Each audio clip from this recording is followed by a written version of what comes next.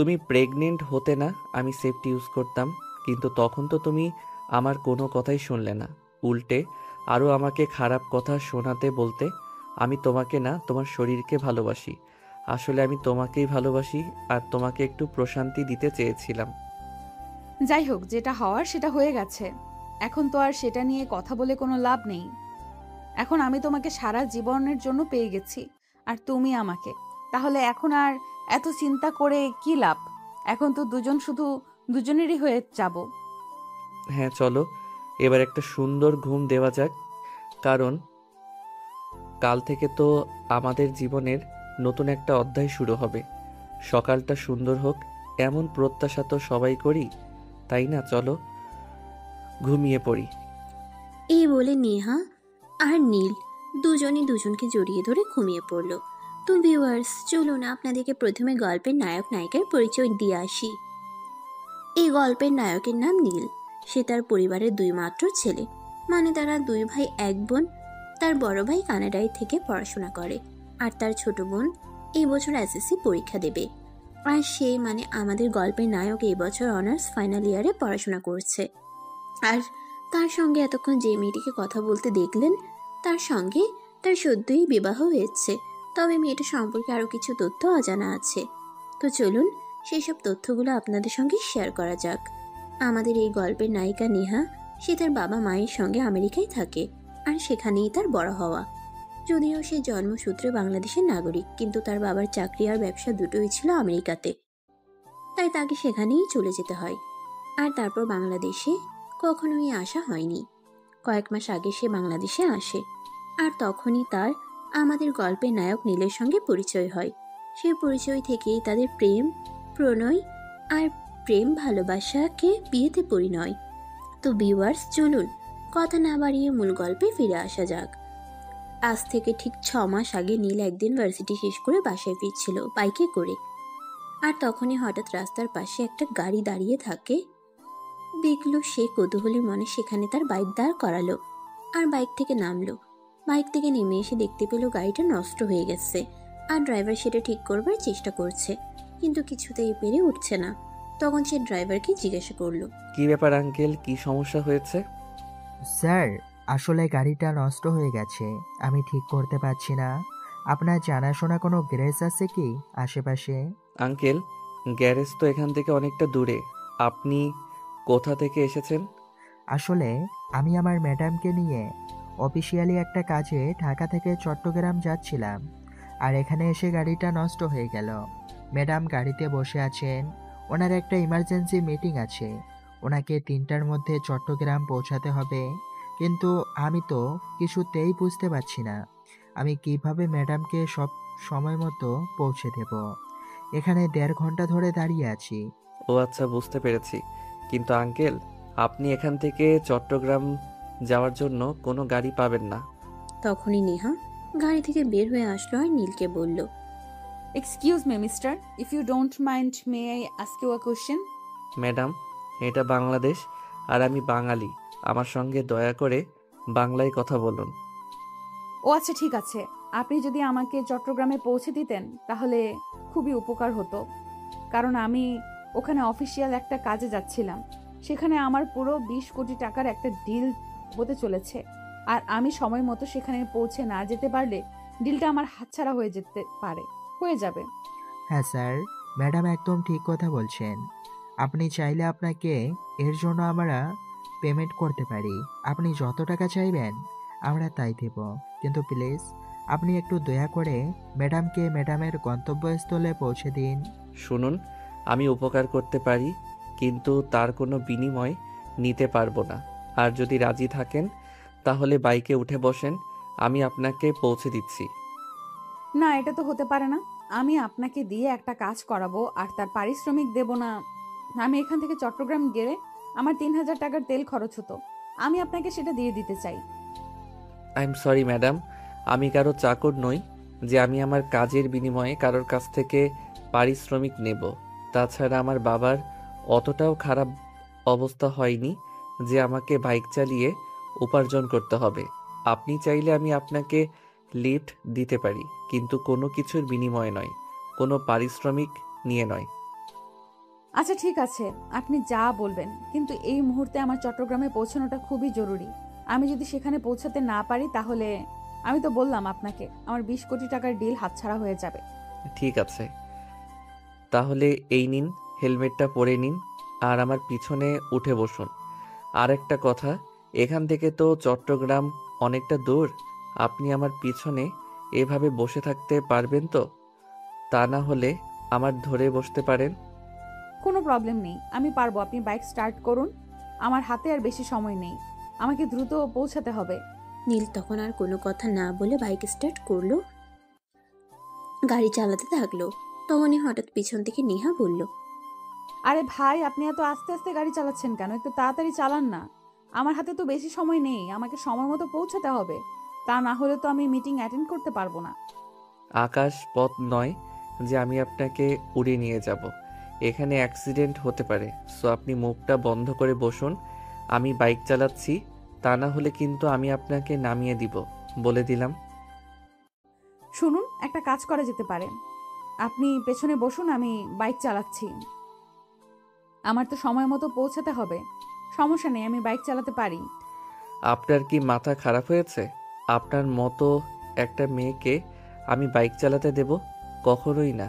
আমি আমার বাইকে কোনো মেয়েকে কোনো দিন বসতে পর্যন্ত দেইনি। আপনি বিপদে পড়েছেন বলে আপনাকে একটু হেল্প করতে চাইলাম, আর আপনি কিনা এখন আমাকে আপনার প্যাসেঞ্জার বানাতে চাইছেন। দেখুন, আমি আপনাকে কথাটি সেভাবে বলিনি। আসলে আমার তো সময়টা চলে যাচ্ছে, তাই আমাকে দ্রুত পৌঁছাতে হবে, তাই আপনাকে বললাম। তাছাড়া আপনি চিন্তা করছেন কেন? আমি বাইক চালাতে পারি, কোনো প্রবলেম হবে না। প্লিজ আপনি পিছনে বসুন। ঠিক আছে, রাস্তায় এত জোরে বাইক চালাতে আমার ভয় লাগে। তাছাড়া আমার মায়ের নিষেধ আছে, তাই আমি জোরে বাইক চালাতে পারি না। এখন আপনি যখন বলছেন আপনি বাইক চালাতে পারেন, তাই আমি রিস্কটা নিচ্ছি। এই বলেই নীল বাইক দাঁড় করালো আর নেহাকে ড্রাইভিং সিটে বসিয়ে দিল। নেহা বাইক চালাচ্ছে, একদম যেন বাতাসের গতিতে চলে যাচ্ছে। নীল অনেকটা ভয় পেয়েছে আর নেহাকে বলছে, এত জোরে কেউ বাইক চালায়, এটা আমার জানা ছিল না। আমার খুব ভয় করছে। প্লিজ আপনি আস্তে চালান, বাইক থেকে ছিটকে পড়ে যাব আমি। আপনি আমাকে একটু ধরে বসুন, কিন্তু কিছু করার নেই, আমাকে টাইমলি পৌঁছাতে হবে। প্লিজ আপনি আমাকে ধরে বসুন, আমি কিছুই মনে করব না। কিন্তু নেহাকে নীল কোনোভাবে স্পর্শ করতে চাইছিল না। হাজার হোক নেহা একটা অপরিচিত মেয়ে মানুষ, তাকে এভাবে সুযোগ পেয়ে স্পর্শ করাটা একদমই উচিত বলে সে মনে করেনি। তাই সে দূরেই বসেছিল, কিন্তু নেহার বাইকের স্পিড কিছুতেই কম ছিল না। তাই নীল তাকে বলল, প্লিজ আপনি আপনার বাইকের স্পিড একটু কমান, আমার খুব ভয় লাগছে, আমি পড়ে যাব। আপনি এখনো দূরে বসে আছেন কেন? আপনাকে তো বললাম আপনি আমাকে ধরে বসুন, কিচ্ছু হবে না। দেখুন, আমার হাতে মাত্র 20 মিনিট সময় আছে, তবে আমাদের পৌঁছাতে এখনো প্রায় 20 কিলোর বেশি রাস্তা বাকি আছে। আমি কিভাবে পৌঁছাবো সেটাই বুঝতে পারছি না। আপনি প্লিজ কথা না বলে আমাকে ধরে বসুন। নীল তখন কোনো উপায়ন্তর না পেয়ে নেহাকে জড়িয়ে ধরে বসলো। এই প্রথমবার তার বাইকে কোনো মেয়ে মানুষ উঠেছে, তাও আবার বাইক চালাচ্ছে, আর নীল পেছনে বসে মেয়েটাকে জড়িয়ে ধরেছে। নেহাকে স্পর্শ করতেই তার শরীরটা কেমন জানি করে উঠল। আসলে প্রথমবার কোনো মেয়ে মানুষকে স্পর্শ করেছে তো, তাই নেহার শরীরটা খুবই উষ্ণ। তখনই নীল নেহাকে বলল, ম্যাডাম আপনার গায়ে তো অনেক জ্বর, আপনি কি জ্বরের মেডিসিন নিয়েছেন? আরে ভাই, আমার গায়ে কোনো জ্বর নেই, আমার শরীরের টেম্পারেচারই এরকম। তাছাড়া মেয়েদের শরীরের তাপমাত্রা এরকমই থাকে। কেন, আপনি কি কখনো আপনার গার্লফ্রেন্ডকে স্পর্শ করেননি? হাহাহা, গার্লফ্রেন্ড, তাও আবার আমার? শুনুন, গার্লফ্রেন্ড কী জিনিস সেটা এখনো আমার হয়ে ওঠেনি, আর ভবিষ্যতে হবে কি না তাও জানি না। ও আচ্ছা ঠিক আছে, বুঝতে পেরেছি, এই ব্যাপার তাহলে। সমস্যা নেই, আপনি আমাকে ধরে বসুন, না হলে কিন্তু পড়ে যাবেন। এই বলে নেহা বাইকের স্পিড আরো বেশি বাড়িয়ে দিল। নীল ভয়ে থরথর করে কাঁপছে। এই বুঝি সে বাইক থেকে ছিটকে পড়ে গেল। তাই সে নেহাকে আরো শক্ত করে জড়িয়ে ধরল আর নিজের বুকটা নেহার পিঠের সঙ্গে একদম মিশিয়ে নিল। নেহা তার নিঃশ্বাসের শব্দ শুনতে পাচ্ছিল, তাই সে নীলকে বলল, কি ব্যাপার, কি হলো? তুমি এত ভয় পাচ্ছ কেন? বললাম তো ভয় পেও না, আমি আছি, তোমার কিচ্ছু হবে না। তুমি আমাকে জড়িয়ে ধরে বসে থাকো। নীল তখন নেহাকে জড়িয়ে ধরে বাইকের পেছনে বসে থাকে। সে প্রথমবার কোনো মেয়ে মানুষকে স্পর্শ করে, যে তাই তার এরকম লাগছিল। তার শরীর কেমন যেন হয়ে আসছিল, সে একদম জ্ঞান হারাবে এরকম একটা অবস্থা। তখনই নেহা বাইক দাঁড় করালো। এবার আমাকে ছাড়ুন, আমরা গন্তব্যস্থলে চলে এসেছি। আপনি এখনো অপেক্ষা করুন। আমার মিটিং শেষ করতে 15 মিনিটের মতো সময় লাগবে। মিটিং শেষ করে আমি আপনার সঙ্গে কথা বলবো। আমার তো বাড়িতে পৌঁছাতে লেট হয়ে যাবে। আমার আম্মু আমাকে বকাবকি করবে। আমি চলে যাই, পরে কোনো দিন না হয় আপনার সঙ্গে দেখা করা যাবে। সমস্যা নেই, আপনার আম্মুকে আমার কথা বলে দিবেন, তাহলে কিছু বলবে না। কিন্তু আপনি আমার এত বড় একটা উপকার করলেন, আপনার জন্যই আমি সময় মতো পৌঁছাতে পেরেছি। তা না হলে তো আমার 20 কোটি টাকার ডিল হাতছাড়া হয়ে যেত। আপনার সঙ্গে একটু সময় না কাটালে চলে? প্লিজ আপনি এখানে আমার জন্য জাস্ট 15 মিনিট অপেক্ষা করুন। আমি 15 মিনিটের মধ্যেই আপনার সঙ্গে দেখা করছি। এই বলে নেহা সোজা রেস্টুরেন্টের ভিতর ঢুকে গেল, আর নীল বাইরে দাঁড়িয়ে অপেক্ষা করতে থাকলো। বেশ কিছুক্ষণ পর নেহা মিটিং শেষ করে রেস্টুরেন্টের বাইরে আসলো, আর নীলকে দাঁড়িয়ে থাকতে দেখে বলল, আমি তো ভেবেছিলাম আপনি মনে হয় চলে যাবেন, কিন্তু এখনো অপেক্ষা করছেন। ধন্যবাদ আপনাকে। ইহা আপনি তো বলেন আপনার জন্য অপেক্ষা করতে, তাই তো আমি এতক্ষণ ধরে আপনার জন্য অপেক্ষা করছিলাম। যাই হোক, আপনার মিটিং শেষ হয়েছে তাহলে? হ্যাঁ, আমার মিটিং শেষ হয়েছে এবং আমরা ওই 20 কোটি টাকার কাজটা পেতে চলেছি। আপনার জন্য এত বড় একটা উপকার হলো। আপনাকে কি বলে ধন্যবাদ দিব সেটাই বুঝতে পারছি না। ধন্যবাদ দেওয়ার কিছুই নেই, মানুষ মানুষের জন্য। আপনি বিপদে পড়েছিলেন, তাই আমি আপনাকে সহযোগিতা করলাম। অন্য কোনো দিন আমি বিপদে পড়লে আপনি সহযোগিতা করে দিবেন, তাহলে হয়ে যাবে। যাই হোক, এবার আমার বিদায় নেওয়ার পালা। আপনি দয়া করে আমায় বিদায় দিন, আমি এখান থেকে বিদায় নিই। এভাবে কথা বললে কি হয় নাকি কি চলে নাকি? চলুন একটা কফি শপে যাই, দুজনে একসঙ্গে বসে কফি খাই আর একটু পরিচিত হয়ে নেই। কিন্তু ম্যাডাম, আমার তো বাসায় চলে যাওয়াটা খুব বেশি প্রয়োজন ছিল। আমার আম্মু আমার জন্য টেনশন করবে। আরে বাবা, বললাম তো আপনি বাসায় গিয়ে আন্টিকে আমার কথা বলবেন, তাহলে আন্টি আপনাকে আর কিচ্ছু বলবে না। আর কথা না বাড়িয়ে চলুন, পাশে একটা ভালো কফি শপ আছে, সেখানে গিয়ে দুজনে কফি খাই আর পরিচিত হয়ে নেই। নীল তখন আর কোনো কথা না বাড়িয়ে নেহার সঙ্গে গেল, আর সেখানে কফি শপে বসে দুজনে কফি খেতে থাকলো। কফি খেতে খেতেই নেহা নীলকে জিজ্ঞাসা করলো, কিছু তো বলুন আপনার ব্যাপারে। কি আপনার পরিচয় আর কি বা করছেন?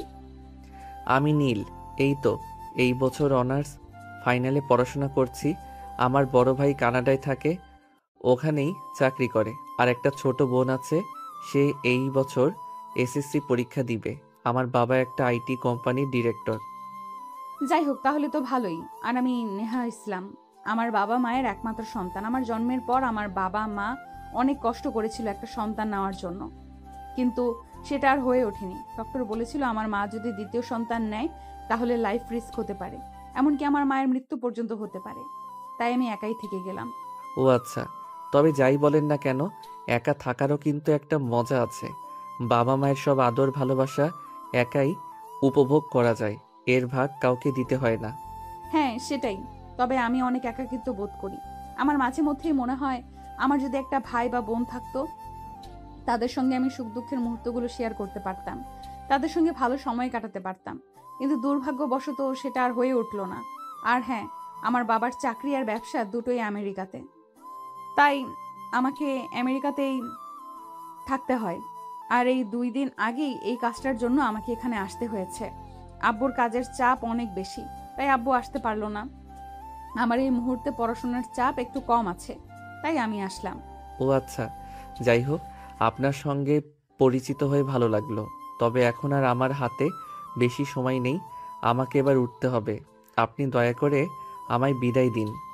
হ্যাঁ সেটা তো অবশ্যই, কিন্তু যাওয়ার আগে আপনার ফোন নাম্বারটা দিয়ে যাবেন, যাতে নেক্সট টাইমে আপনার সঙ্গে কথা বলতে পারি। নাম্বার দিতে পারি, কোনো সমস্যা নেই, কিন্তু আপনি যখন তখন আমাকে ফোন করবেন না। এমনিতেই আমার মা আর বোন আমার পেছনে পড়ে আছে। আসলে ভাইয়া তো বিয়ে করে নিয়েছে আর ভাবিকে নিয়ে কানাডায় চলে গেছে। বাড়িতে মা আর বোন ছাড়া কেউ নেই, তাই আমাকে ওরা বিয়ের জন্য প্রেশার দিচ্ছে।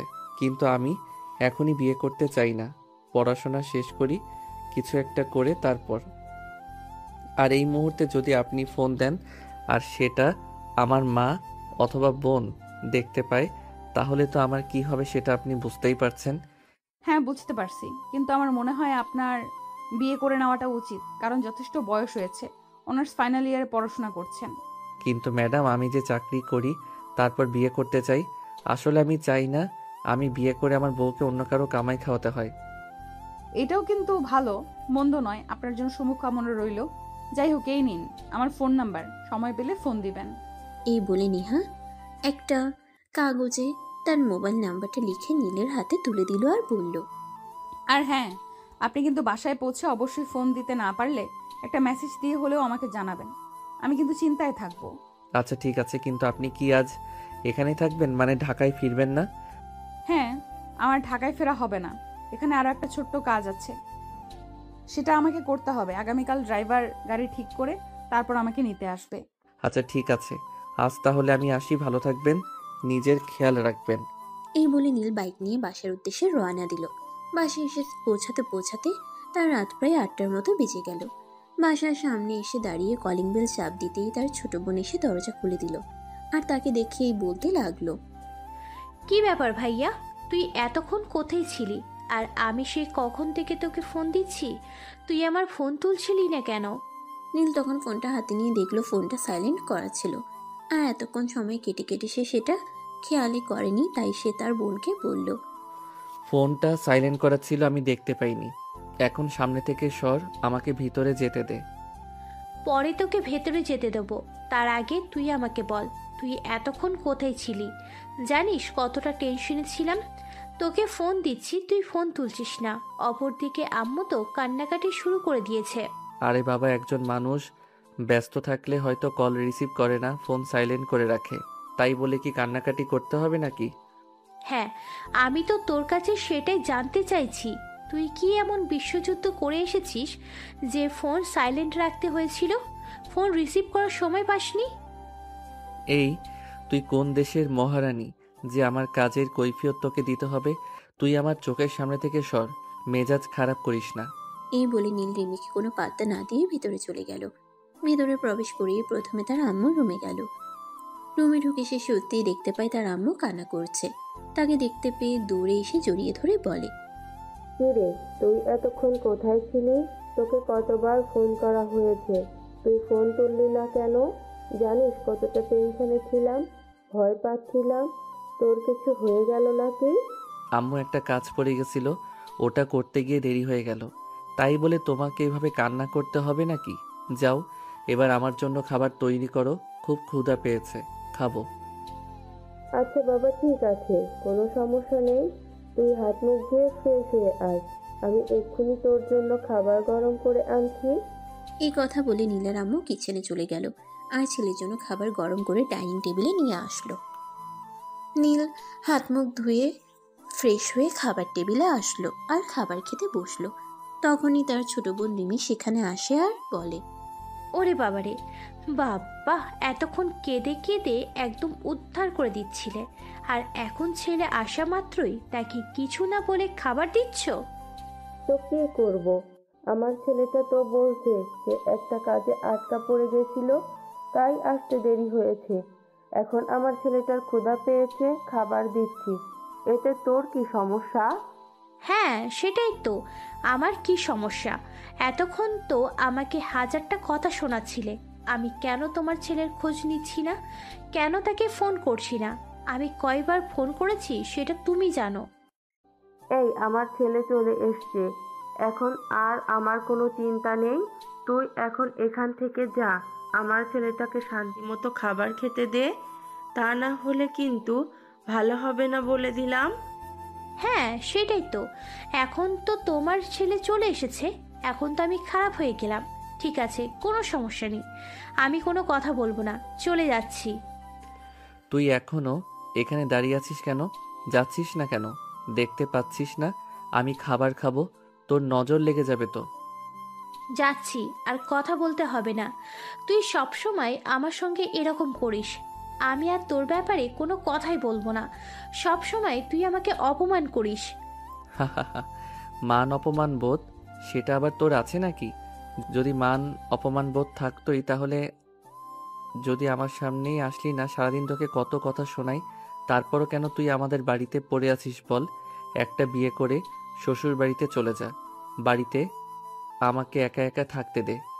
আমি কেন শ্বশুর বাড়িতে যাব? তুই তো আমার চেয়ে বয়সে অনেক বড়। তুই কেন বিয়ে করে তোর বউকে নিয়ে অন্যত্রে চলে যাচ্ছিস না? এই বাড়িতে আমি একাই থাকবো। আর বিয়ে যদি করতে হয় তবুও আমি এই বাড়িতেই থেকে যাব, অন্য কোথাও যাব না।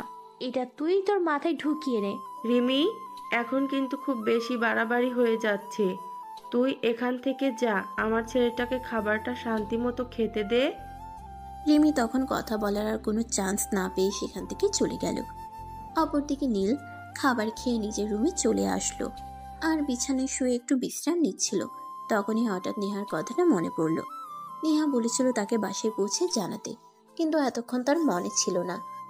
তাই সে ফোনটা হাতে নিল আর তার নাম্বারে একটা ফোন দিল।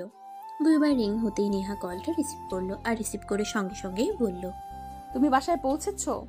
তুমি বাসায় পৌঁছেছো? আমি তো এতক্ষণ ধরে তোমার ফোনের জন্যই অপেক্ষা করছিলাম। আমি তো অনেকক্ষণ আগেই বাসায় পৌঁছে গেছি, কিন্তু আপনি জানলেন কি করে আমি আপনাকে ফোন করেছি? আমি তোমাকে যে নাম্বারটা দিয়েছিলাম এটা আমার পার্সোনাল নাম্বার। এই নাম্বারে কখনোই কেউ ফোন করে না, তাই তুমি প্রথমবার ফোন করাতেই আমি বুঝে গেছি এটা তোমার ফোন নাম্বার ছিল। আচ্ছা যাই হোক, কি করছিলেন আপনি? আমি আবার আপনাকে অসময়ে বিরক্ত করলাম না তো? আরে না বাবা, একদমই না। তুমি আমাকে কেন বিরক্ত করতে যাবে? তোমাকে তো আমি নিজেই বলেছিলাম আমাকে ফোন করতে। রাতের খাবার খেয়েছো? হ্যাঁ, এই তো সবেমাত্র রাতের খাবার খেয়ে রুমে আসলাম, এখনই ঘুমাবো। আর তখনই হঠাৎ আপনার কথা মনে পড়লো, তাই ফোন দিলাম। আপনি রাতের খাবার খেয়েছেন? হ্যাঁ, তোমাকে তো বলেছিলাম আমার এখানে একটা কাজ আছে, ওই কাজটা শেষ করে রেস্টুরেন্ট থেকে খাবার খেয়ে তারপর একটা গেস্ট হাউসে উঠেছি আর এখন ওখানেই আছি। ঠিক আছে, তাহলে আমি রাখি। আপনার তো সারাদিন অনেক পরিশ্রম হয়েছে, এখন আপনার বিশ্রাম নেওয়া প্রয়োজন। আপনি বিশ্রাম করুন, আমিও ঘুমাবো। সকালে আবার ভার্সিটি যেতে হবে, ইম্পর্টেন্ট ক্লাস আছে। আচ্ছা ঠিক আছে, তাহলে আমি রাখছি, সকালে ফোন দিব। ফোনটা তোমার কাছে রেখো। অতঃপর দুজন দুজনের কাছ থেকে বিদায় নিয়ে ফোন কেটে দিল। পরদিন সকালবেলা আনুমানিক 7টা বাজে। তখনই হঠাৎ ফোনের রিংটোনের আওয়াজ শোনা গেল। নীল ফোনটা হাতে নিয়ে দেখলো নেহার নাম্বার থেকে ফোন এসেছে, তাই সে ফোনটা রিসিভ করলো। আসসালামু আলাইকুম অ্যান্ড গুড মর্নিং। ওয়ালাইকুম আসসালাম, গুড মর্নিং। কি অবস্থা, কেমন আছেন আপনি? এই তো আল্লাহর অশেষ রহমতে ভালোই আছি। এখনো পর্যন্ত তোমার কি অবস্থা? তুমি কেমন আছো? ঘুম থেকে উঠেছো নাকি এখনো বিছানায় শুয়ে শুয়ে ঘুমাচ্ছ? এখনো বিছানায় শুয়েছিলাম, কিন্তু আপনার ফোনের রিংটং শুনে ঘুমটা ভেঙে গেল। এখন ঘুম থেকে উঠে যাব। আমি তো সবসময়ই শুনে এসেছি বাঙালিরা সকাল সকাল ঘুমায় আর সকাল সকাল ঘুম থেকে ওঠে, কিন্তু এখন তো বেলা 7টা বেজে গেছে আর তুমি এখনো ঘুম থেকে উঠলে না। কে কি করে না করে সেসব আমি জানি না, আর জানার আগ্রহ নেই। তবে আমি সকাল 9টা বাজার আগে কখনোই ঘুম থেকে উঠি না। এটা আমার ছোটবেলা থেকে অভ্যাস, যার কারণে আমি মর্নিং স্কুলে পড়াশোনা করতে পারতাম না। আচ্ছা ঠিক আছে, ভালো থেকো, রাখছি তাহলে। আমাকে আবার কিছুক্ষণের মধ্যেই ঢাকা ফিরতে হবে। তাছাড়া আমার আব্বু ফোন করেছিল, আমাকে সপ্তাহখানেকের মধ্যেই বাংলাদেশের কাজ শেষ করে আমেরিকায় ফিরে যেতে হবে। আচ্ছা ঠিক আছে, রাখি তাহলে। আপনার সঙ্গে নেক্সট টাইম কথা হবে। ভালো থাকবেন। অতঃপর নীল আর নেহা কথা বলা শেষ করে ফোনটা কেটে দিল। এদিকে নেহা নিজের কাজকর্ম শেষ করে ড্রাইভারকে ফোন করলো। আসসালামু আলাইকুম আঙ্কেল, আমার কাজ শেষ হয়ে গেছে, আপনি চলে আসুন। ম্যাডাম, আমি তো 10 মিনিট আগেই এখানে চলে এসেছি। আপনার জন্যই অপেক্ষা করছিলাম। আপনি বাইরে আসেন, আমি গাড়িতে আছি। ঠিক আছে, আপনি জাস্ট 2 মিনিট ওয়েট করুন, আমি এক্ষুনি আসছি। আর হ্যাঁ, এবার তো আর গাড়ি নষ্ট হবে না। এবার কিন্তু গাড়ি নষ্ট হলে কোনো উপায় নেই, সেটা মাথায় রাখবেন। না ম্যাডাম, চিন্তার কোনো কারণ নেই। আমি গাড়ি ঠিকমতো চেক করে নিয়ে যে কোনো প্রবলেম হবে না। আপনি চলে আসুন। 2 মিনিটের মধ্যেই রেহা রওনা দিল আর ঢাকায় এসে পৌঁছাতে তার প্রায় দুপুর 12টা বেজে গেল। নেহা অফিসে কাজ করছে, তখনই হঠাৎ তার নীলের কথা মনে পড়ল। নীল তো এতক্ষণে হয়তো ভার্সিটি থেকে বের হয়েছে, তাই সে নীলকে ফোন করলো।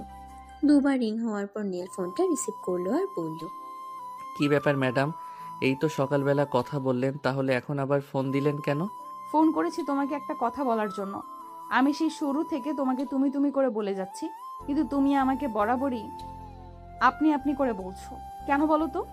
কারণ আমরা বাঙালি সহজে কোনো মানুষকে আপন করে নিতে পারি না। তাছাড়া অপরিচিত কাউকে আমরা আপনি বলেই সম্বোধন করি। কেন, কোনো সমস্যা আছে নাকি? হ্যাঁ, অবশ্যই সমস্যা আছে। তোমাকে দেখে মনে হয় তুমি আমার সমবয়সী হবে। আমি তোমাকে তুমি তুমি করে বলছি, তাহলে তুমি কেন আমাকে আপনি আপনি করে বলবে? আপনি আপনি করে কথা বলাটা একদমই আমার ভালো লাগছে না। তুমি আমাকে তুমি করে বলবে। আরে ম্যাডাম, এসব আপনি কি বলছেন? আমি আপনাকে তুমি করে বলতে পারবো না।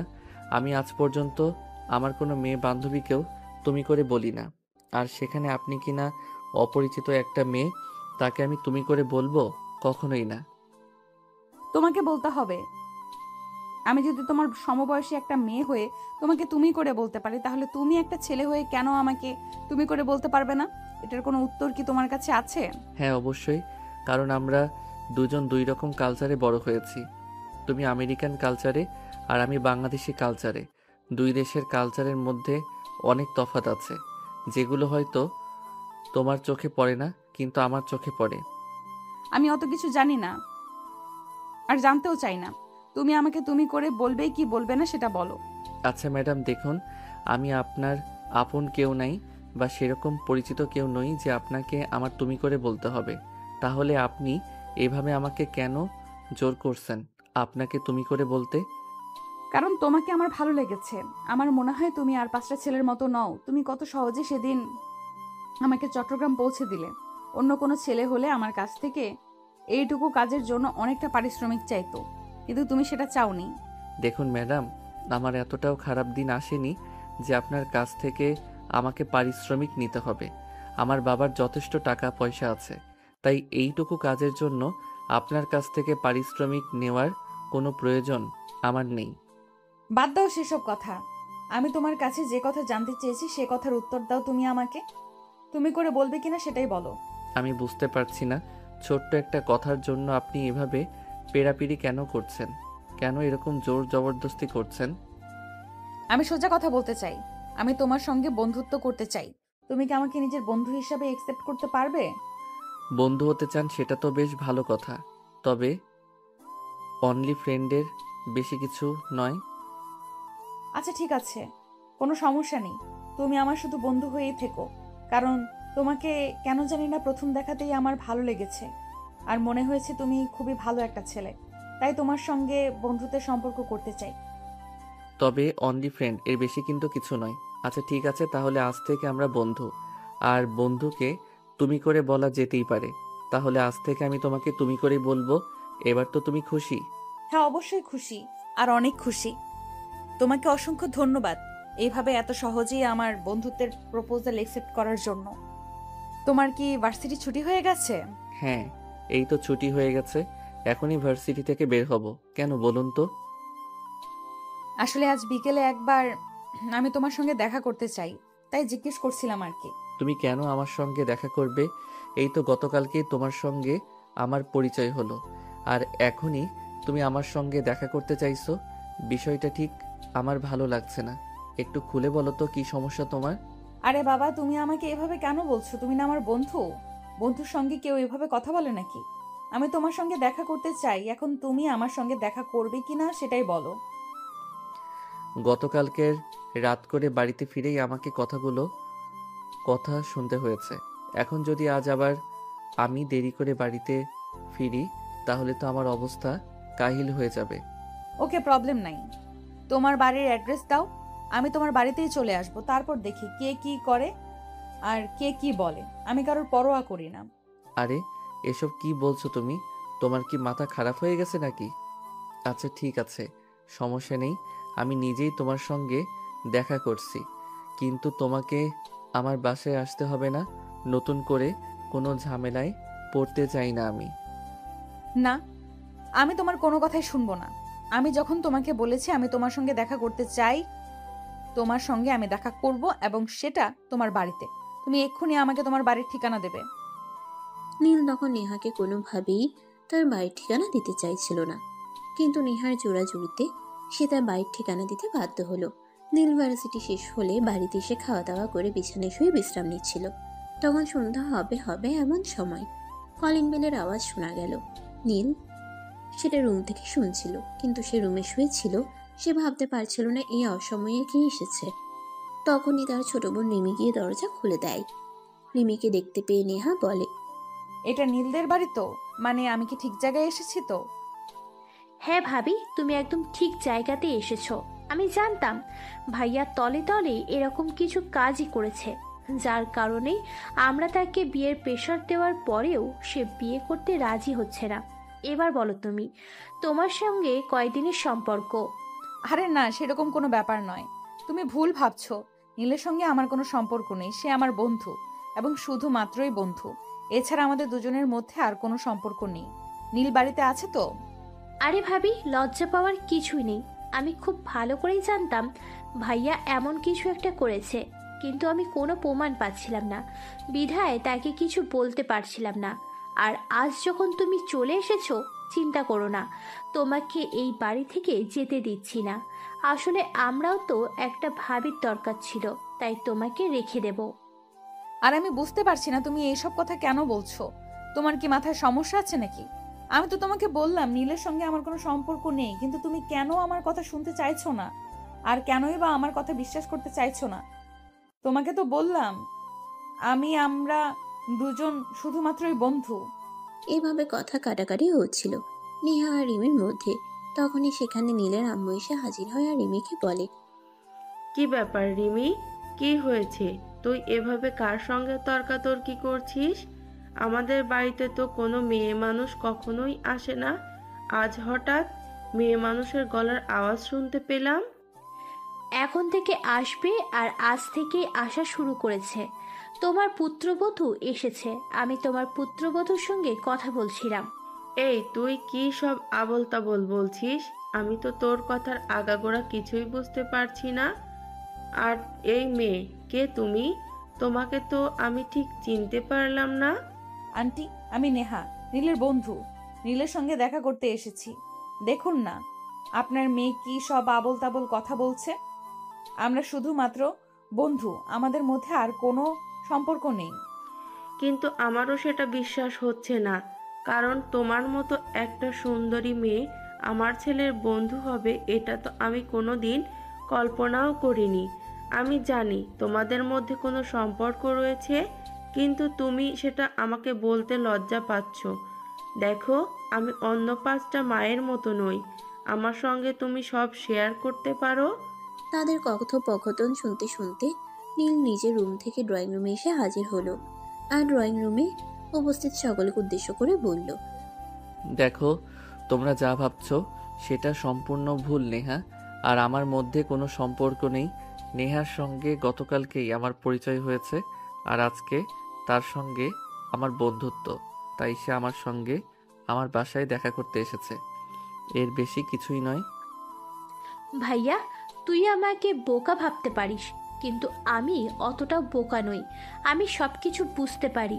ওর সঙ্গে তোর ভালোবাসার সম্পর্ক রয়েছে। কেন শুধু শুধু তুই আমাদেরকে মিথ্যে বলছিস? কেন শুধু শুধু আমাদেরকে এত সুন্দর ভাবের থেকে বঞ্চিত করছিস? দেখ রিমি, একদম মেজাজ খারাপ করিস না। তোকে বলেছি নেহার সঙ্গে আমার কোনো সম্পর্কই নেই। আমরা দুজন শুধুমাত্র বন্ধু, এছাড়া কিছুই নয়। তাহলে তুই কেন বারবার একটা কথা বলেই যাচ্ছিস? তুই কি সোজা কথা শুনতে পাস না নাকি? আরে নীল, তুমি এইভাবে মেজাজ দেখাচ্ছ কেন? ছোট মানুষ বুঝতে পারেনি তাই বলে ফেলেছে। ওকে বুঝিয়ে বললেই তো হয়। কে বুঝবে? এই মেয়েটা কোনোদিন বোঝার চেষ্টা করবে না, শুধু শুধু উল্টাপাল্টা কথা বলে যাবে আর তোমাকে সবার সামনে ছোট করবে। কিন্তু আমি তো সেটা হতে দিতে পারি না। যাই হোক, তুমি ভিতরে এসে বসো। আর এটা হচ্ছে আমার আম্মু।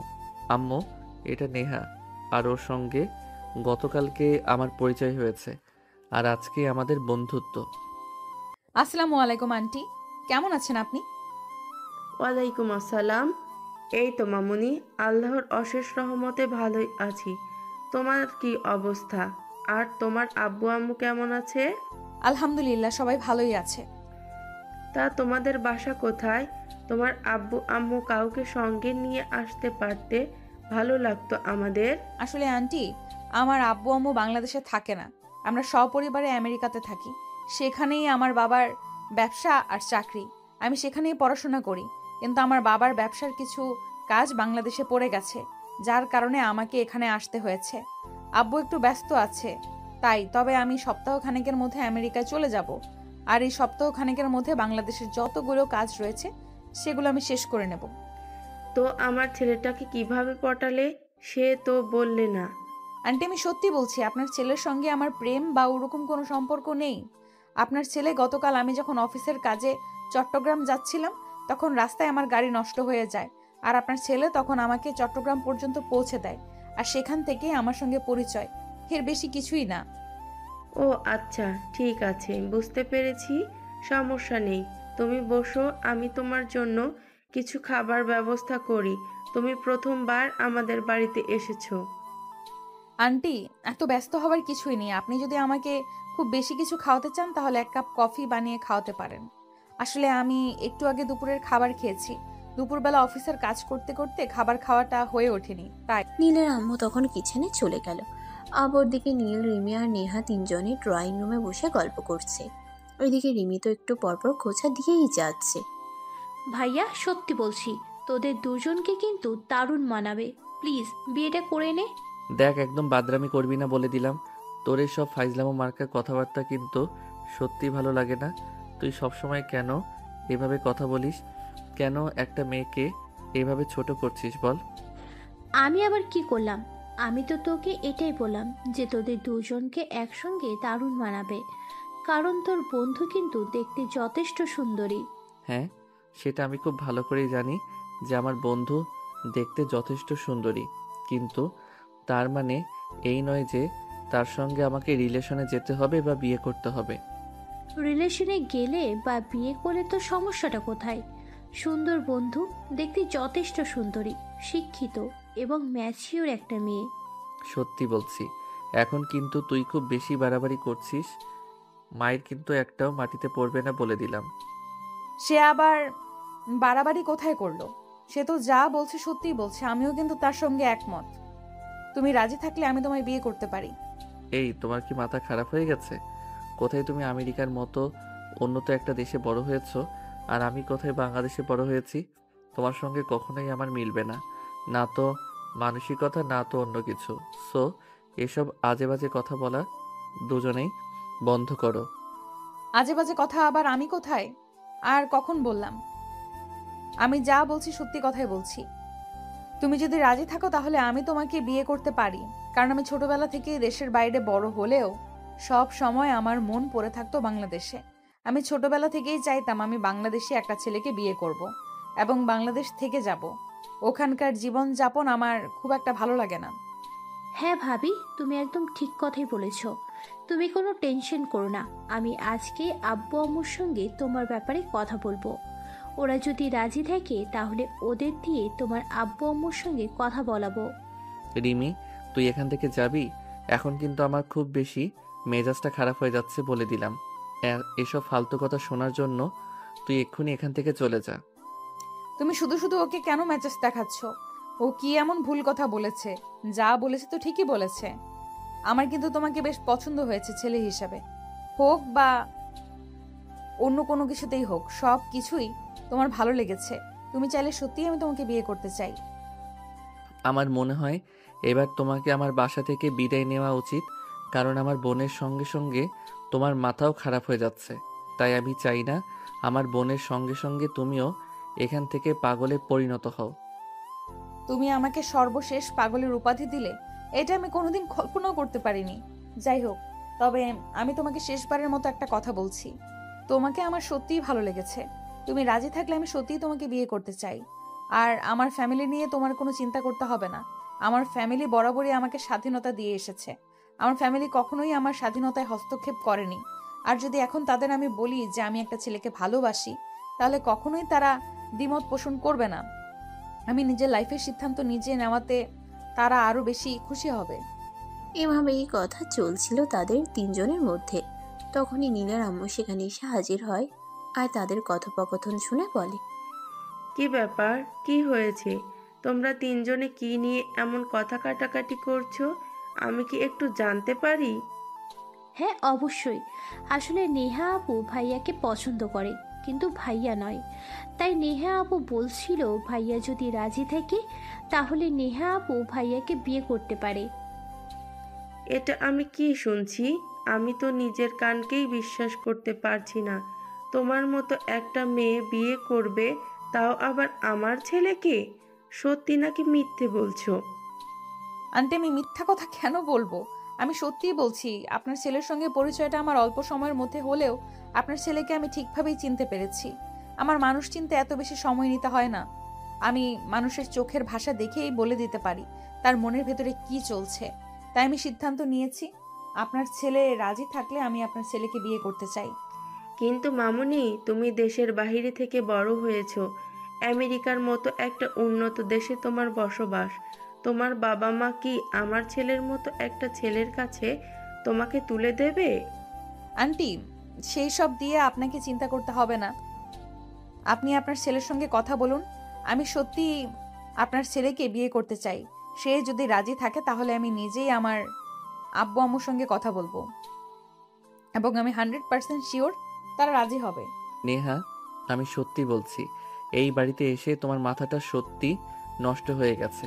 কারণ এই বাড়িতে তো আমার বোনের মতো একটা ভাইরাস রয়েছে, যেখানে আসলে কোনো মানুষ আর সুস্থ অবস্থায় ফিরে যেতে পারে না। তাই তুমি এখান থেকে যাও আর বিশ্রাম নাও। নিজের মাথাটা ঠিক করো, তাহলে সব চিন্তাধারা বদলে যাবে। চুপ কর তুই। সবার মাথা ঠিকই আছে, তোর মাথা নষ্ট হয়ে গেছে। নেহার মতো সুন্দরী, রূপবতী, গুণবতী একটা মেয়ে তোকে বিয়ে করতে চাইছে, যেখানে তুই কিনা খুশিতে গদগদ হওয়ার কথা, আর সেখানে তুই ওকে অ্যাভয়েড করছিস। হ্যাঁ, করছি। কারণ যেটা কোনোদিনও হওয়ার নয় সেটা চিন্তা করা ঠিক নয়। নেহা আমেরিকার মতো একটা উন্নত দেশে বড় হয়েছে, সেখান থেকে সে বাংলাদেশে এসে সংসার করবে, এটা আমি কোনোদিনই বিশ্বাস করি না, আর বিশ্বাস করতে পারবো না। তাই আমি বলছি, তোমরা এসব পাগলামি বন্ধ করো। আর নেহা নেশায় আছে, তাকে তেঁতুল জল খেতে দাও, তাহলেই ঠিক হয়ে যাবে। এরপর কাউকে আর কোনো কথা বলার সুযোগ না দিয়ে নীল সেখান থেকে সোজা নিজের রুমে চলে গেল আর দরজা বন্ধ করে দিল। এদিকে নেহা নীলের আম্মুকে বলছে, আন্টি, আমি সত্যিই আপনার ছেলেকে প্রথম দেখাতেই ভালোবেসে ফেলেছি। তাই তো আপনার ছেলের সঙ্গে একদিনের বন্ধুত্বের পরিচয়, তার বাসা পর্যন্ত চলে এসেছি। আসলে আমি মানুষকে খুব সহজেই বিশ্বাস করে ফেলি। আপনার ছেলে কেমন সেটা আমি জানি না, আর জানার খুব প্রয়োজন বলেও মনে করছি না। কারণ আমার মন বলছে সে খুবই ভালো একটা ছেলে। তাই আমি সিদ্ধান্ত নিয়েছি তাকে বিয়ে করতে চাই। হ্যাঁ মামুনি, ঠিক আছে, কোনো সমস্যা নেই। আমি খুব ভালো করে জানি জীবনে ভালোবাসা কখনো অনুমতি নিয়ে আসে না, কিংবা কোনো সময় সাপেক্ষ আসে না। ভালোবাসা যখন তখন হয়ে যায়। তোমার চিন্তার কোনো কারণ নেই।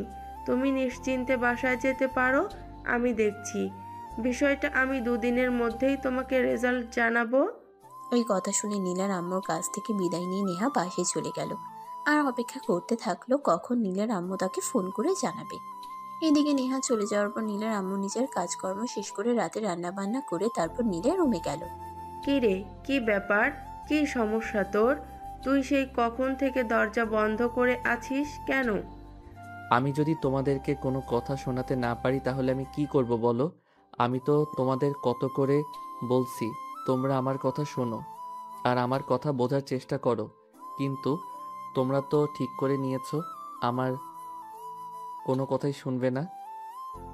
বোঝা তো অনেক দূরের কথা। দেখ, আমার কখনো এমন কিছু চাইবো না যেটা তোর ক্ষতি হবে। আমরা সব সময় তোর ভালোই চাই, আর তোর ভালোর জন্যই বলছি। নেহা মেয়েটা যথেষ্ট ভালো, আর সে তোকে বিয়ে করতে চায়। তাহলে ওকে বিয়ে করতে তোর সমস্যা কোথায়? তুমি কি কোনো কিছু বুঝতে পারছো না নাকি বুঝতে চাইছো না? আমি তো সেটাই বুঝতে পারছি না। আমি কেন নেহাকে বিয়ে করতে যাব? নেহা আমেরিকার মতো অন্যতম একটা দেশে বড় হওয়া একটা মেয়ে, সে কি বাংলাদেশে থাকতে পারবে? কখনোই না। আর একটা কথা মনে রেখো, আমি কোনো মেয়ের জন্য কোনো দিনও নিজের পরিবার ছেড়ে যাব না। নেহাকে আমি দেখেছি। আমার মনে হয় না নেহা কোনো দিনও তোকে এমন কোনো কথা বলবে যেটা তোকে কষ্ট দিবে, কিংবা আমাদের ছেড়ে দেওয়ার কথা বলবে। নেহা আমেরিকার কালচার এ বড় হলেও তার মন প্রাণের সব কিছুই বাংলাদেশে পড়ে আছে। আর একটা কথা তুই ভুলে যাস না, নেহা কিন্তু জন্মসূত্রে বাংলাদেশের নাগরিক। আমি দেখেছি বাংলাদেশের প্রতি তার অন্যরকম একটা টান অনুভূত হয়। আমি তোমার এত ঘোরানো পেঁচানো কথা বুঝতে পারছি না। কি বলবে তুমি আমাকে সরাসরি বলো। হ্যাঁ, আমি তো সেই কখন থেকেই তোকে সোজা কথা বলার চেষ্টা করছি। আমি তো তোকে বলছি তুই নেহাকে বিয়ে কর। এটা তোর জন্য আর আমাদের পরিবারের সবার জন্য খুব ভালো হবে। তাই আমি তোকে রিকোয়েস্ট করছি। ঠিক আছে, কোনো সমস্যা নেই। আব্বু বাসায় আসলে তুমি আব্বুর সঙ্গে কথা বলো, আর আব্বু যদি রাজি হয় তাহলে আমার কোনো প্রবলেম নেই। তবে বিয়েটা আমি এখন করতে পারবো না। আমি অনার্স কমপ্লিট করব, তারপর বিয়ে শাদী নিয়ে চিন্তা করব। ঠিক আছে, কোনো সমস্যা নেই। আমরা নেহার আব্বু আম্মুর সঙ্গে কথা বলবো এবং বিয়ের দিন তারিখ সব ঠিক করে রাখবো, এবং সেই সাথে আমরা এখন এঙ্গেজমেন্ট করে রাখবো। এঙ্গেজমেন্ট করে রাখতে হবে কেন? নেহা তো কারোর সঙ্গে প্রেম বা রিলেশন করছে না যে সে আমাকে রেখে পালিয়ে যাবে। যখন বিয়ে হবে তখন সব একসঙ্গেই হবে। হ্যাঁ, এঙ্গেজমেন্ট করেই রাখতে হবে, কারণ মানুষের মন আর আকাশের রং কখন কিভাবে পাল্টে যায় এটা কেউ বলতে পারে না। তাই আমি মনে করি বিয়েটা করিয়ে রাখাই সবচাইতে বুদ্ধিমানের কাজ হবে। নীল তখন সেখানে আর কোনো কথা বলল না। নীলের মা নীলের রুম থেকে বের হয়ে গেল। সেদিন রাতের বেলা নীলের আব্বু যখন বাড়িতে আসলো তখন নীলের আম্মু তার আব্বুকে সমস্ত ঘটনা খুলে বলে। আর সবকিছু শুনে নীলের আব্বুও রাজি হয়ে গেল। দেখাবো হচ্ছে ঘরে থাকার মানুষ তাকে তোমাদের যদি পছন্দ হয়ে থাকে তাহলে আমার কোনো আপত্তি নেই, কারণ তার সঙ্গে সারাটা সময় তোমরা কাটাবে। আমি তো সারাদিন অফিস আর ব্যবসা নিয়ে ব্যস্ত থাকবো, আমার তো সেরকম সময় হয়ে উঠবে না। কিন্তু তারপরও তোমার সঙ্গে আলোচনা করবার দরকার আছে, কারণ তুমি এই বাড়ির কথা সব কিছুতেই তোমার অনুমতি নেয়ার খুবই প্রয়োজন। তাই তোমাকে বললাম। ঠিক আছে, কোনো সমস্যা নেই। তুমি নেহার সঙ্গে যোগাযোগ করে তার আব্বুর আম্মুর সঙ্গে কথা বলার চেষ্টা করো। আমি এই কয়েকদিন অফিসিয়ালি কাজে খুবই ব্যস্ত থাকবো, আবার কথা বলার খুব একটা সময় হয়ে উঠবে না। অতঃপর পরের দিন সকালবেলা নীলের আম্মু নীলের কাছ থেকে নেহার ফোন নাম্বার নিল এবং ফোনে তার সঙ্গে কথা বলল। না, তুমি কি একবারও তোমার আব্বু আম্মাকে বাংলাদেশে আসতে বলতে পারবে? তাহলে সামনাসামনি বসে তাদের সঙ্গে কথা বলতাম। তাদেরও তো মতামতের দরকার আছে। তাছাড়া তোমাকে আমরা সামনাসামনি দেখেছি, তাই তোমাকে পছন্দ হয়েছে। তোমার বাবা মা ও বাংলাদেশে এসে নীলকে সামনাসামনি দেখুক, তারপর না হয় সিদ্ধান্ত নেই।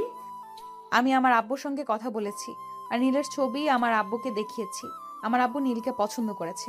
তাছাড়া আমার আম্মুও নীলকে পছন্দ করবে, এ ব্যাপারে আপনার কোনো চিন্তা করতে হবে না। কিন্তু আপনি যদি আমার আব্বু আম্মুর সঙ্গে সরাসরি কথা বলতে চান সেটা আলাদা কথা। তাহলে আমি আব্বুকে ফোন করে বলবো আম্মুকে নিয়ে এই সপ্তাহেই বাংলাদেশে আসতে। হ্যাঁ, তুমি সেটাই করো। আমরা সামনাসামনি বসে কথা বলে তারপর সিদ্ধান্ত নিতে চাই। ঠিক আছে, কোনো সমস্যা নেই। আপনি যেরকম বলবেন সেরকমই হবে। আমি আজ বিকেলেই আব্বুকে ফোন করব। এখনই করতাম, কিন্তু এখন আব্বু অফিসে আছে, কাজে ব্যস্ত হয়তো, তাই এখন কথা বলা যাবে না। ঠিক আছে, কোনো সমস্যা নেই। তুমি রাতে তোমার আব্বুর সঙ্গে কথা বলবে, আগামীকাল সকালে আমাকে জানাবে, তারপর বাংলাদেশে আসবে, হ্যাঁ কি না? অতঃপর কথা বলা শেষ করে নেহা ফোনটা কেটে দিল। অতঃপর নিজের কাজকর্ম শেষ করে সেদিন রাতের বেলা নেহা তার আব্বুকে ফোন দিল এবং সবকিছু খুলে বলল। সব শুনে তার বাবা তাকে বলল, ঠিক আছে মামুনি, সবটাই বুঝতে পারলাম। লাইফটা যেহেতু তোমার, তাই আমি মনে করি তোমার সিদ্ধান্ত নেওয়াটাই সবচাইতে বেশি জরুরি। হ্যাঁ আব্বু, ছেলেটাকে আমি খুব ভালোভাবেই দেখেছি এবং সবকিছু জেনে বুঝেই সিদ্ধান্ত নিয়েছি। এখন ওর মা তোমাদের সঙ্গে দেখা করতে চাইছে। ঠিক আছে মামুনি, কোনো সমস্যা নেই। আমি তোমার আম্মুর সাথে কথা বলে দেখি। তোমার আম্মুর সঙ্গে কথা বলে তারপর দেখি আমরা 2-3 দিনের ভিতরে বাংলাদেশে আসার চেষ্টা করছি। তুমি কোনো চিন্তা করো না, আমরা তোমার পছন্দের ওপর যথেষ্ট ভরসা রাখি। হ্যাঁ আব্বু, আমি তো সেটা খুব ভালো করেই জানি। তুমি এবং আম্মু দুজনেই আমাকে খুবই ভরসা করো। তাই তো আমি ওনাকে বলে দিয়েছি তোমরা কোনো আপত্তি করবে না। আর আমার সিদ্ধান্তকেই তোমাদের সিদ্ধান্ত বলে তোমরা মেনে নেবে। অতঃপর নেহা তার আব্বুর সঙ্গে কথা বলা শেষ করে রাতের খাবার খেয়ে নেয় আর সেদিন রাতেই সে নীলের আম্মুকে ফোন করে খবরটা জানিয়ে দেয়। আন্টি, আমি আব্বুকে বলেছিলাম, আব্বু বলেছে তাদের কোনো আপত্তি নেই, তারা 2-3 দিনের ভেতরেই বাংলাদেশে আসবে আপনার সঙ্গে দেখা করতে। এখন আপনি শুধু নীলকে রাজি করান, সে রাজি হলে আর কোনো প্রবলেম থাকবে না। তুমি কোনো চিন্তা করো না, নীলকে রাজি হতেই হবে, কারণ সে আমার ছেলে আর তোমাকে আমার পছন্দ হয়েছে। সে আর যাই হোক, আমার পছন্দের কেউ কখনোই অমূল্যায়ন করতে পারবে না।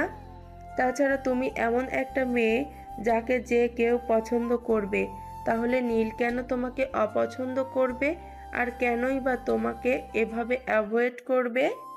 আন্টি, আসলে ব্যাপারটা সেরকম নয়। এখন যুগ পাল্টেছে, এখন আর আগের যুগের মতো বাবা মার পছন্দ করা মানুষকে কেউ বিয়ে করতে চায় না। সবাই নিজের পছন্দকেই প্রায়োরিটি দিয়ে থাকে। সেটা ঠিক আছে, যেটা আমি মানছি, তারপরেও আমি তাকে রাজি করিয়ে ছাড়বো, কারণ তোমার মতো একটা মেয়েকে অ্যাভয়েড করার কোনো কারণ আমি দেখতে পাচ্ছি না।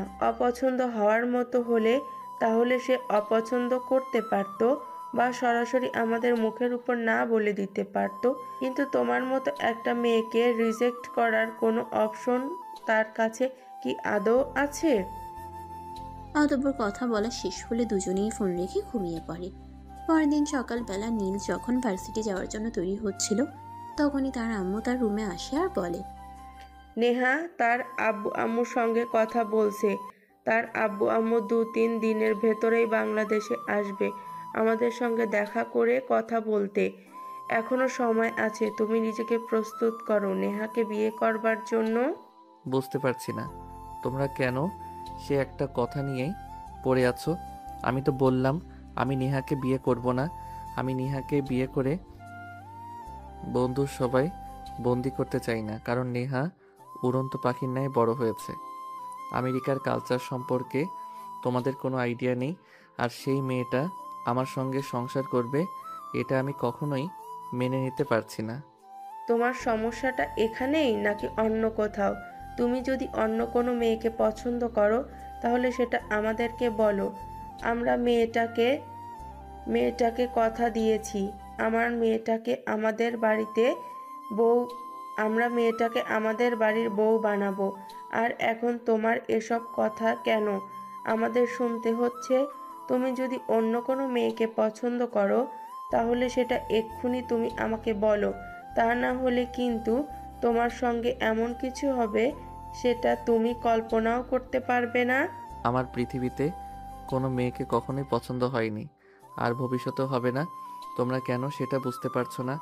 কেন শুধু শুধু তোমরা আমাকে ডিস্টার্ব করছো? আমি প্রেম ভালোবাসা ও সব কোনোদিনই বিশ্বাস করিনি। আর তোমাদেরকে তো আমি বললাম আমার কোনো সমস্যা নেই, শুধু আমি পড়াশোনা শেষ করে নিজের পায়ে দাঁড়াতে চাই, তারপর বিয়ে শাদী নিয়ে চিন্তা করতে চাই। ব্যাস এইটুকুই তো, আমার তো আর কোনো প্রবলেম নেই। এইটুকু যদি প্রবলেম হয়ে থাকে তাহলে আমি তোমাকে বলবো, নেহা কোনো বাচ্চা মেয়ে নয় যে তোমার পড়াশোনায় ব্যাঘাত ঘটাবে। তাছাড়া সে নিজেও একজন স্টুডেন্ট, সে এখনো পড়াশোনা করছে, সেও পড়াশোনা শেষ করবে। তাছাড়া তার বাবা বিশাল বিজনেস, সেটার দেখাশোনা সে এখন থেকেই করছে। তাহলে তাকে বিয়ে করতে তোমার সমস্যাটা কোথায়? আমি তোমাদেরকে আর কতবার বলবো আমার কোনো সমস্যা নেই। সমস্যা শুধু নেহাকে নিয়ে। নেহা এখন আবেগের বশে কথাগুলো বলছে। সে যখন সময় হবে তখন কিন্তু সেই সব কিছুই করতে পারবে না। তখন তুমি নিজেই বলবে নিজের কপালে নিজেই কুড়াল মেরেছো, কারণ এখনকার যুগের শাশুড়িরা সবসময় ঘরোয়া বৌমা চায়।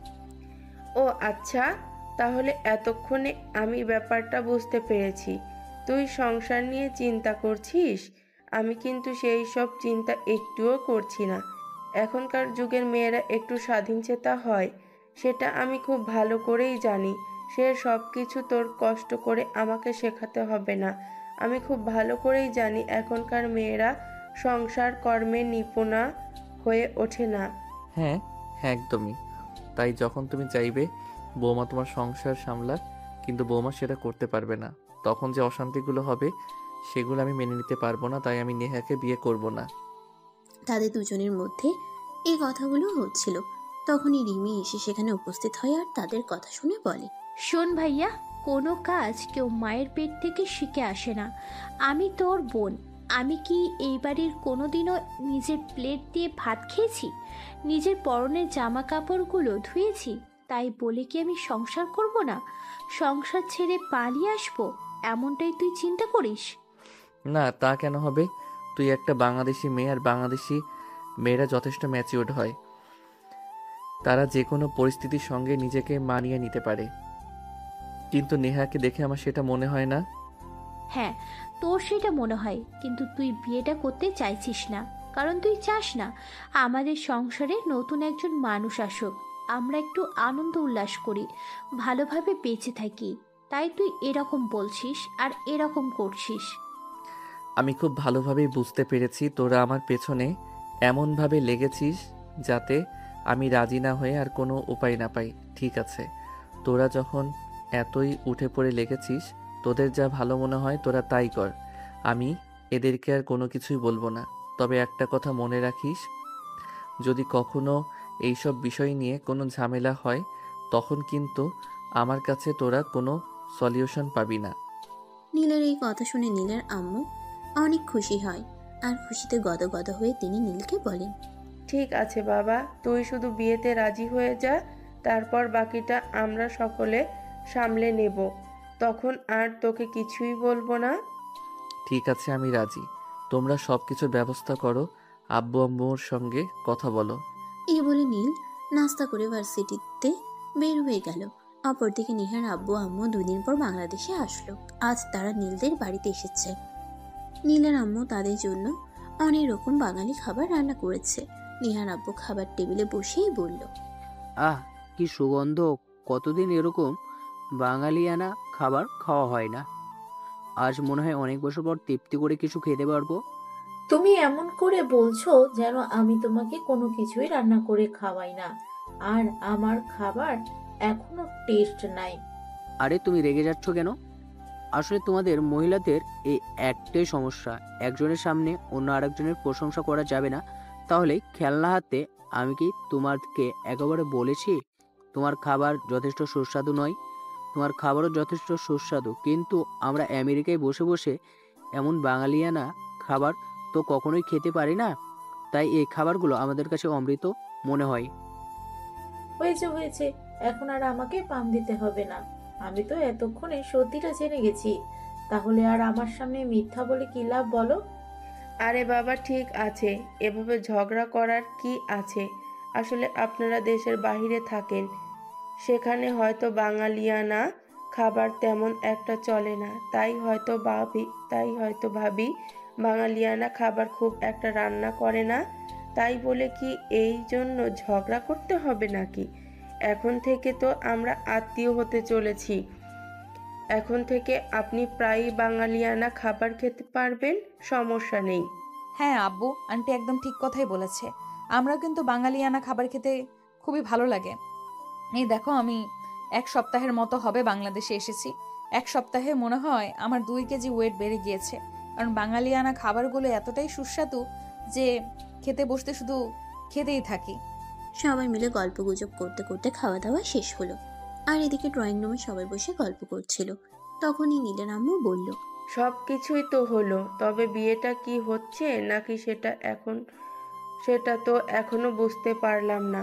আপনারা প্লিজ কিছু বলুন, আমার তো আর সহ্য হচ্ছে না। কবে আমি আমার নেহামাকে আমার বাড়ির বৌমা করে আনবো? হ্যাঁ, আমিও তো এতক্ষণ ধরে সেটাই বলতে যাচ্ছিলাম। আসলে আপনার ছেলেকেও আমার খুব পছন্দ লেগেছে। তাছাড়া আমার মেয়ের পছন্দ বলে কথা কখনোই তো খারাপ হতে পারে না। আপনার চাইলে 2 দিনের মধ্যে আমরা বিয়ের কাজটা সেরে ফেলতে চাই। আসলে আমাকে তো আমেরিকায় ফিরে যেতে হবে। এখন তো আমার দায়িত্বটা আরও বেড়ে যাবে, কারণ এতদিন আমার মেয়ের ব্যবসা দেখাশোনা করতো, এখন তো আর মেয়ে পারবে না সেটা। সে ব্যাপারে আপনাকে কোনো চিন্তা করতে হবে না। নেহা আমাদের বাড়ির বউ হলে যখন তার যেখানে যাওয়ার ইচ্ছে করবে তখন সে সেখানেই যেতে পারবে। আমরা তাকে কখনোই কোনো কাজে বাধা দিব না। আলহামদুলিল্লাহ, আপনার কথা শুনে আমি অনেক খুশি হয়েছি। আপনার এই কথাটা যেন সারা জীবন চলমান থাকে, কারণ বিয়ের আগে মানুষ অনেক কথাই বলে, কিন্তু যখন একটা সম্পর্ক তৈরি হয়ে যায় তখন আর সেসব কথার কোনো ভ্যালু থাকে না। কিন্তু আমি যেটা বলি সেটাই করি। আমার কাজ আর কথার মধ্যে যদি কখনো কোনো তফাৎ দেখতে পান তাহলে সেটা বলবেন। আমি আপনাদের কথা দিলাম, নেহা বিয়ের আগে যেমন আপনাদের মেয়ে ছিল, বিয়ের পরেও ঠিক তেমনি থাকবে। আমি আমার ফ্যামিলি আর আমার ছেলে তাকে কখনোই কোনো কিছুতে বাধা দিব না। আচ্ছা ঠিক আছে, সেসব না হয় বুঝলাম। এখন আমি যে বললাম 2 দিনের মধ্যেই বিয়ের কাজটা সেরে ফেলতে চাই, সে ব্যাপারে আপনাদের মতামত কি? কোনো সমস্যা নেই, আমিও অফিস থেকে এই 1 সপ্তাহের ছুটি নিয়েছি। শরীরটা একটু খারাপ হয়ে যাচ্ছে, তাই আপনারা চাইলে 2 দিনের মধ্যে বিয়ের কাজটা সেরে ফেলা যাক। ঠিক আছে, তাহলে তাই হবে। বলতে বলতে তাদের কথাবার্তা আর খাওয়া দাওয়ার পর্ব শেষ হলো। সেদিনকার মতো নেহার আব্বু আম্মু বিদায় নিয়ে সেখান থেকে চলে গেল। তারা একটা গেস্ট হাউসে উঠেছে। আসলে তারা যখন বাংলাদেশ থেকে চলে গিয়েছিল তাদের জায়গা জমি যা ছিল সবকিছু বিক্রি করে দিয়ে চলে গেছিল। তাছাড়া বাংলাদেশে এখন আর তাদের সেরকম কোনো আত্মীয় স্বজন নেই, আর যারা আছে তাদের সঙ্গে যোগাযোগ নেই। এই বিষয়টা নীলের পরিবারে জানাজানি হলে নীলের আম্মু তাদের বলে, দেখুন, আপনারা যদি কিছু মনে না করেন তাহলে আমি আপনাদের একটা কথা বলতে চাই। হ্যাঁ বলুন না, কি বলবেন? আমরা কিছু মনে করব না। আসলে আমি চাই বিয়েটা আমাদের বাড়িতেই হোক, আর বিয়েটা যেহেতু আমরা ঘরোয়াভাবে করছি তাই আমি চাই আপনারা নেহা মামুনিকে নিয়ে আজকেই আমাদের বাড়িতে চলে আসুন। আর কালকে তো বিয়ের সমস্ত নিয়ম আচার আমাদের বাড়িতেই করা হোক। কিন্তু এটা তো ভালো দেখায় না। বিয়ের আগে মেয়েরা তো শ্বশুর বাড়ি যায় না। সেরকম কোনো নিয়ম নেই। আগে এগুলো মানুষ বলতো, কিন্তু এখন আর মানুষ সেইভাবে বিশ্বাস করে না। এখন যুগ আপডেট হয়েছে, সবাই এখন আধুনিকভাবে চলাফেরা করে। তাই আপনারা আজকেই নেহাকে নিয়ে আমাদের বাড়িতে চলে আসুন।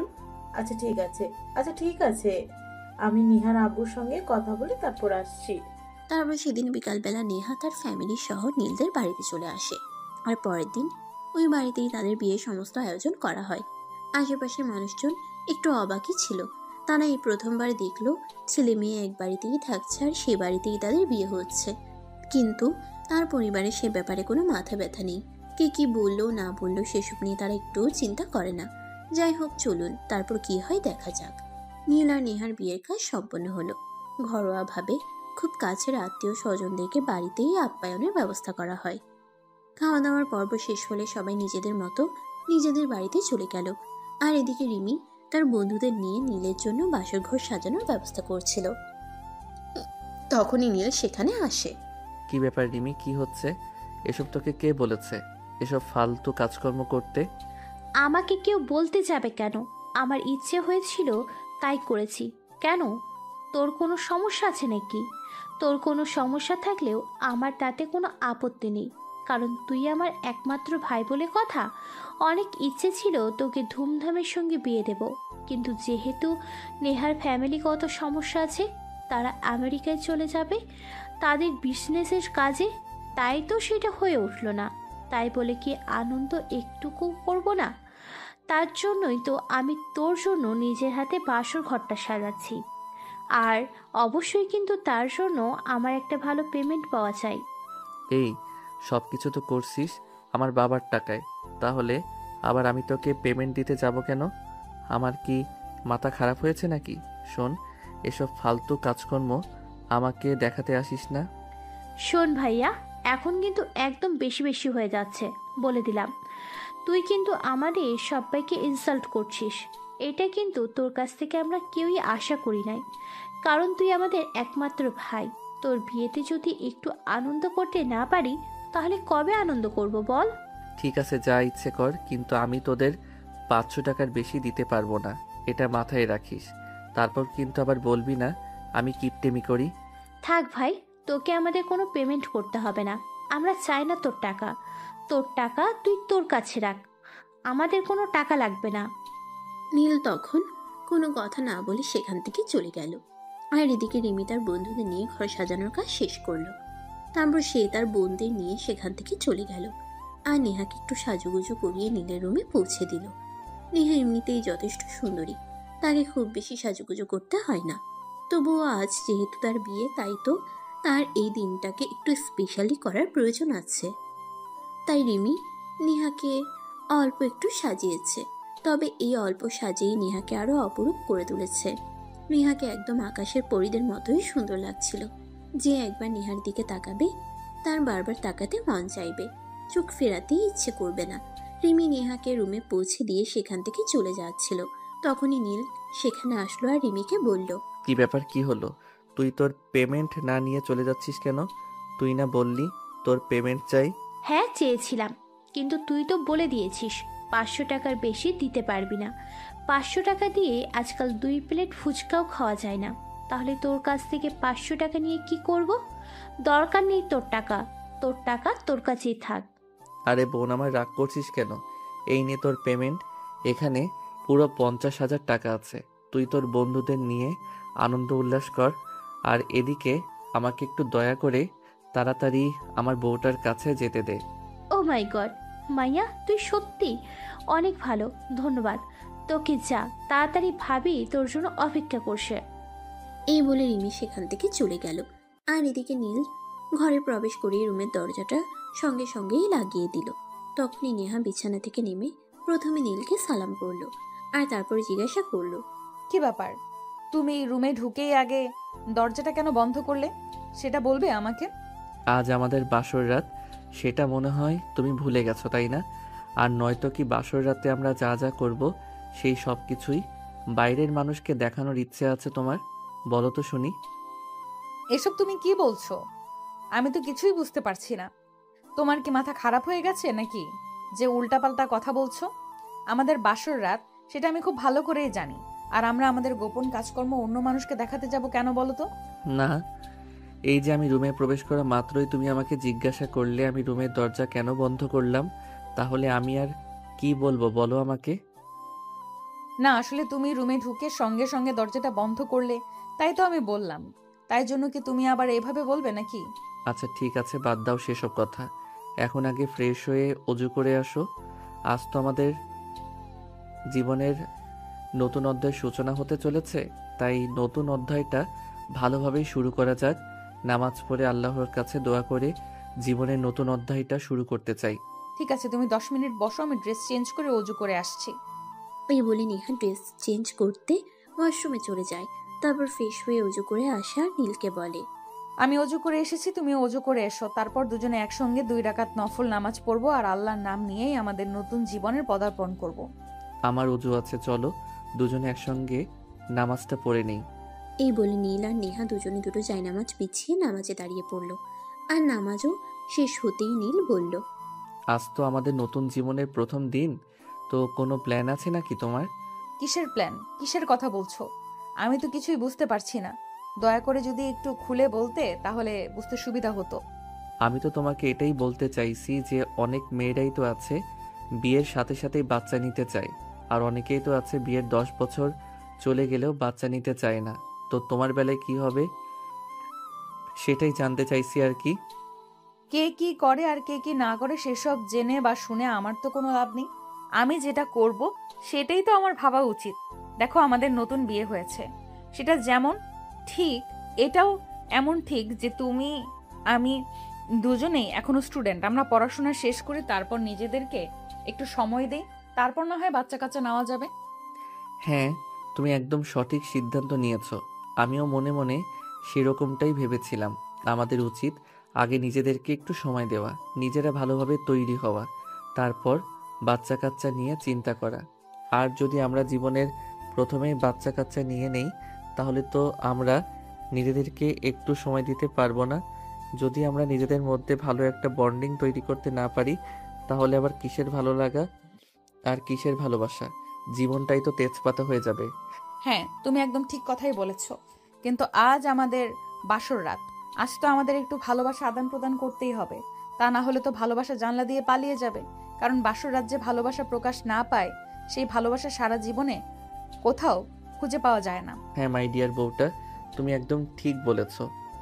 আজ আমাদের বাসর রাত, আজ দুজনের জীবনের নতুন একটা অধ্যায়ের সূচনা হতে চলেছে।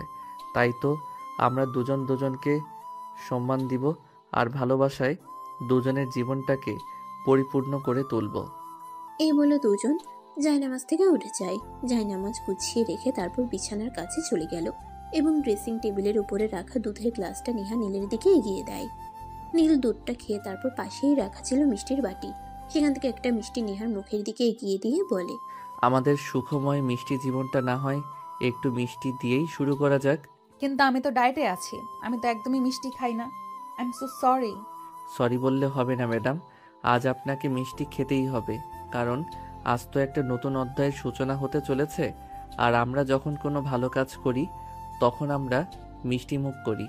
সো আজ কোনো কথায় কাজ হবে না, আজ আপনাকে মিষ্টি খেতেই হবে।